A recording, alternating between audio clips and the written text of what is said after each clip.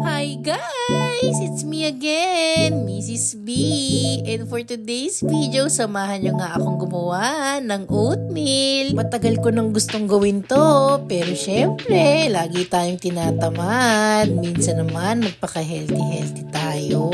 O ayan, nilagay ko na yung oatmeal. Mga isang dekada na ata yan sa rep. Buti na lang, hindi pa na-expire. Next naman, naglagay ako ng fresh milk. Kahit anong brand pwede, pero sa akin, full cream ang ginamit ko. Naglagay na nga rin pala ako ng mga ginayat na saging at ayan, hinahalo-halo ko na. Pwede na nga kainin to pero pinalamig ko muna sa ref. Inubos ko na nga rin yung saging at nagdagdag na rin ako ng onting oatmeal. At para masarap, dagdagan na rin natin ng yogurt at fresh milk. Yung totoo, Mrs. B, pang diet ba yan? Parang ang sarap naman ang oatmeal mo. O ito na, halu-haluin nyo na guys. Mukhang masarap yan. Syempre, gawa ni Mrs. B. Ako, kulang pala ako ng chia seeds at saka almond nuts. Hindi na ako nakabili. Ito na nga, the next day na. So, binaon ko yan sa office. Ang fresh naman ni Mrs. B.